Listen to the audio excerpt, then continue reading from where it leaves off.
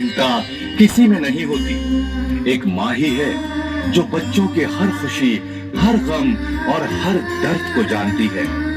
माँ ही है जो कभी नाराज नहीं होती, और जिसके पास माँ है वो दुनिया में सबसे किस्मत वाला इंसान होता है। पूत कपूत हो सकते हैं पर माता कभी कुमाता नहीं हो सकती।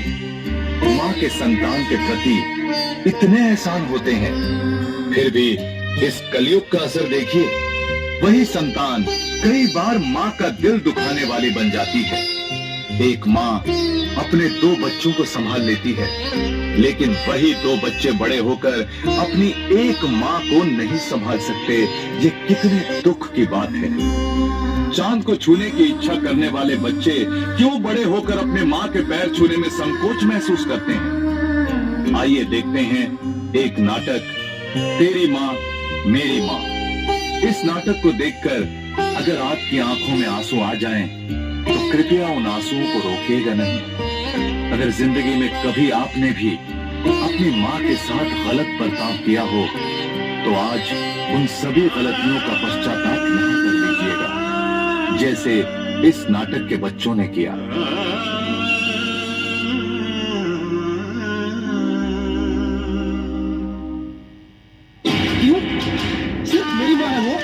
और तेरी माँ नहीं है क्या? पिछले महीने भी मेरे घर एक हफ्ते ज्यादा रुकी थी, और इस बार भी तेरी बारी आई तो तू उन्हें लेने नहीं आया, और तो और बिना बताए टूट पे चला गया। अरे वाह, तूने तो कमाल कर दिया। बिना बताए माँ को घर से बाहर निकाल दिया। तुझे शर्म नहीं आई? तो क्या करता मैं? तुझे पता था कि मुझे अपनी फैमिली के साथ घूमने जाना है और हमारी टिकट ऑलरेडी बुक है, तो फिर तू क्यों गया? और मैं माँ को सड़क पर छोड़कर नहीं आया हूँ, उन्हें वृद्धा आश्रम में रखकर आया हूँ। जब तुझे टाइम मिले तो जाकर ले आना। होल्ड कर 1 मिनट। नमस्ते अंकल। हाँ नमस्ते बेटा। कैसे हैं? मैं तो ठीक हूँ बेटा, तुम बताओ कि तुम कैसे हो? आइए ना, बैठिए। मैं जरा 1 मिनट में आता हूँ।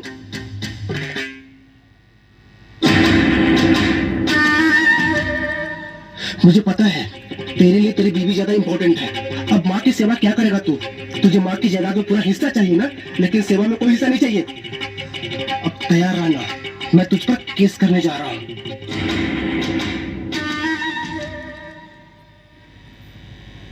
अंकल क्या लेंगे आप? बस कुछ नहीं। आरती, बालाजी आए हैं। जी आ रही हूँ। नमस्ते अंकल। खुश रहो बेटा। शरबत लीजिए अंकल।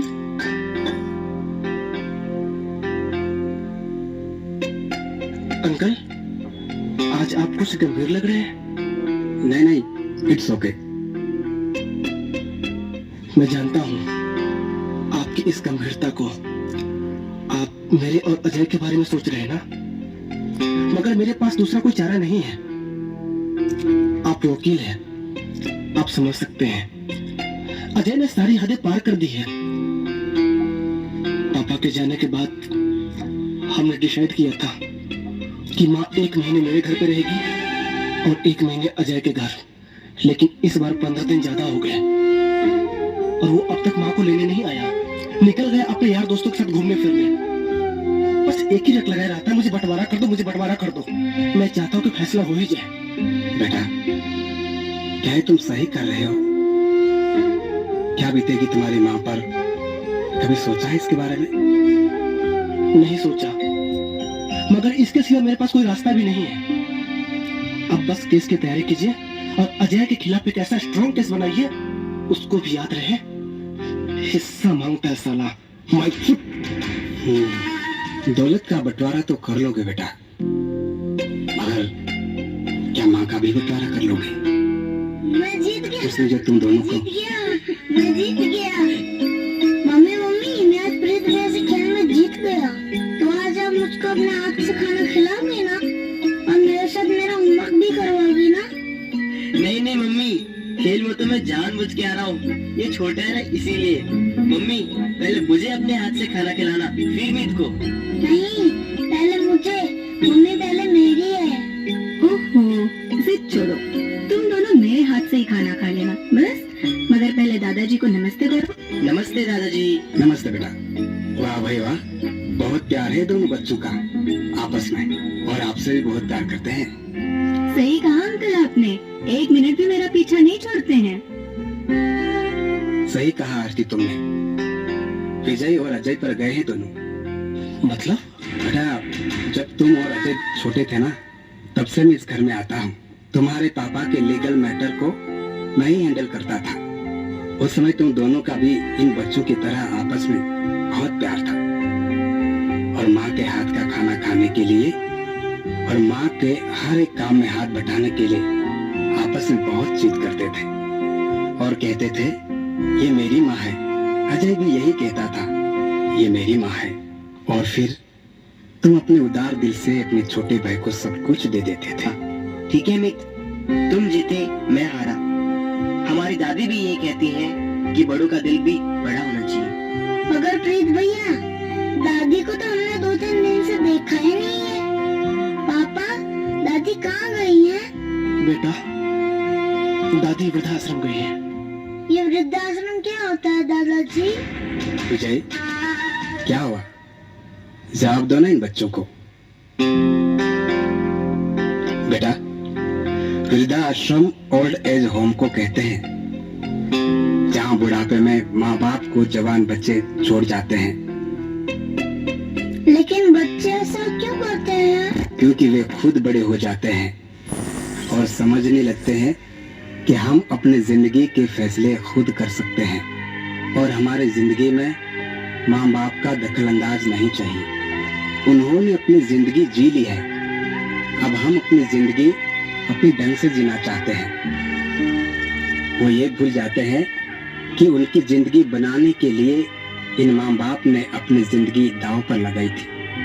जब बच्चे आपकी तरह छोटे होते हैं तो वो मेरी माँ करते हैं, और जब बड़े हो जाते हैं तो माँ के सारे उपकार भूल जाते हैं, और ऐसे बच्चे आपस में लड़ने लग जाते हैं और तेरी माँ करने लगते हैं। ये भूल जाते हैं कि हमारी हर जरूरत को माँ ने कैसे कैसे पूरा किया था, और बड़े होने पर उसकी एक जरूरत पूरी करना भी बच्चों को भारी लगता है। बचपन में अपने बच्चों को सहारा देने वाली माँ बुढ़ापे में उन्हीं बच्चों के द्वारा बेसहारा छोड़ दी जाती है। ऐसे वृद्धाश्रमों में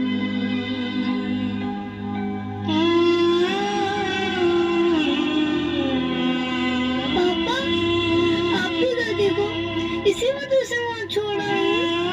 आपने ये अच्छा नहीं किया पा, दादी को वापस लेकर आई, नहीं तो हम भी बड़े होकर आपके साथ ऐसा ही करेंगे। विजय, क्या हुआ? नहीं, ऐसा कुछ नहीं है। बेटा, पता नहीं क्यों मैं तुम्हारे पर्सनल मैटर में इंटरफेयर कर रहा हूँ, मगर मुझे कुछ अच्छा नहीं लग रहा है।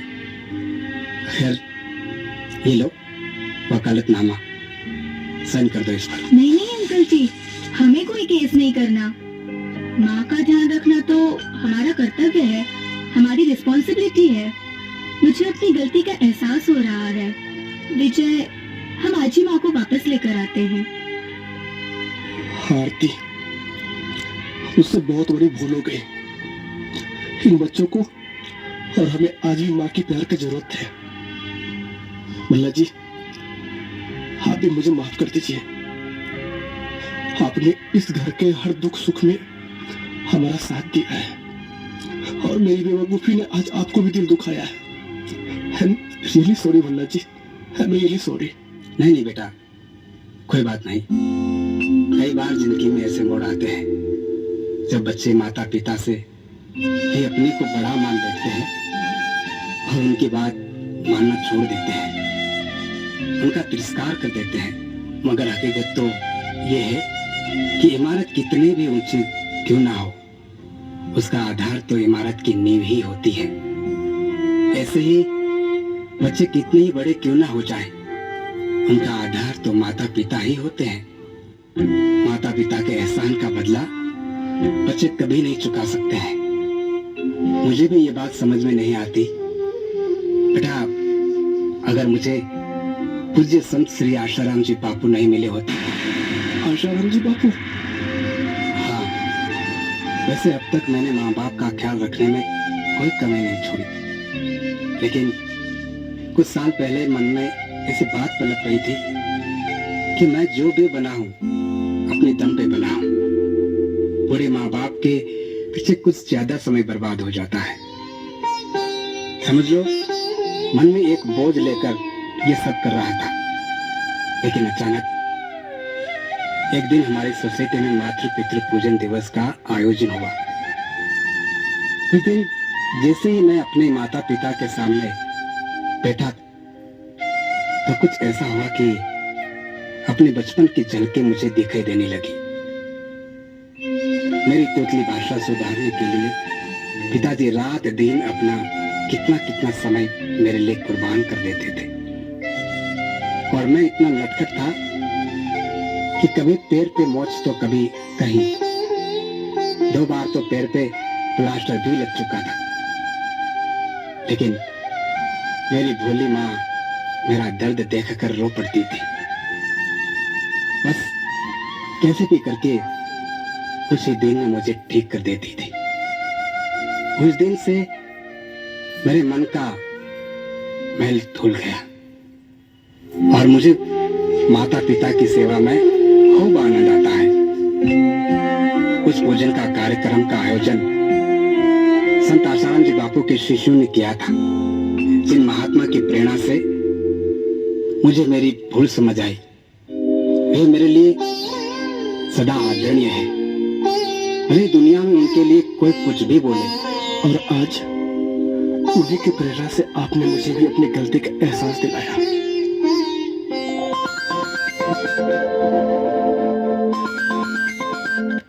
हेलो, आप विजय जी बोल रहे हैं?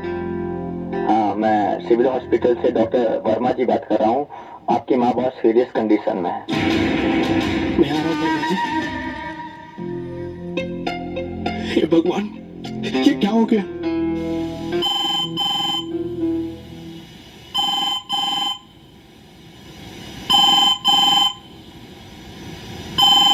अजय, माँ की तबीयत खराब हो गई है। प्लीज तुम भी जल्दी सिविल हॉस्पिटल पहुंचो। हाँ हाँ, अभी मैं आता हूँ। जल्दी पहुंचो।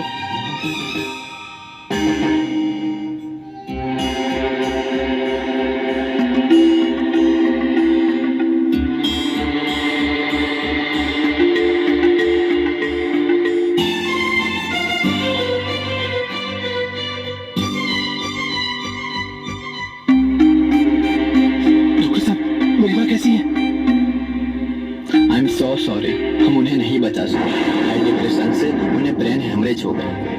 हाई डिप्रेशन से उन्हें ब्रेन हेमरेज हो गया। आई एम सो सॉरी, हम उन्हें नहीं बचा सके।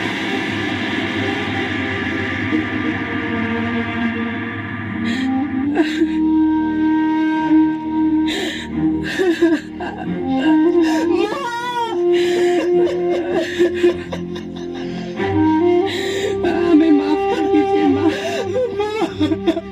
हम आपकी सेवा नहीं कर पाए। संतान नहीं हूँ माँ, इससे कान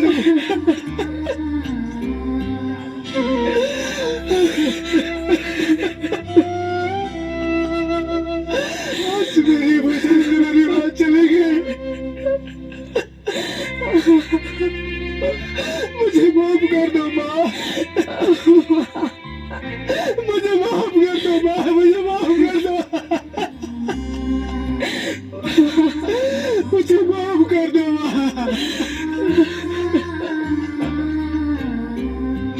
मुझे माफ कर दो।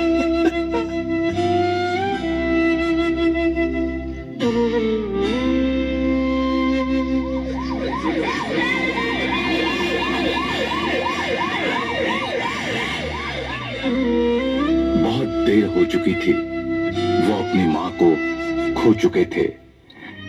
उन्हें मिलाने के लिए, अपने परिवार को जोड़कर रखने के लिए, भाई भाई में प्रेम बना रहे इसके लिए एक माँ ने अपना बलिदान दे दिया था। आइए हम सब मिलकर ये संकल्प करें कि हम सब अपने माता पिता के किए गए उपकारों को कभी नहीं भुलाएंगे, जीवन भर उनका आदर सम्मान और सेवा करेंगे।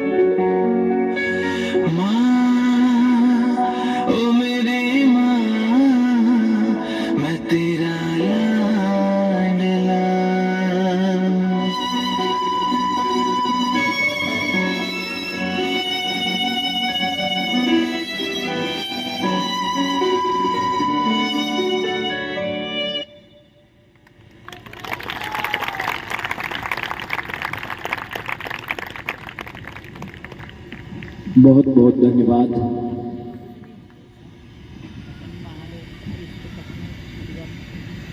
इन बच्चों का आभार हम कैसे प्रकट करें।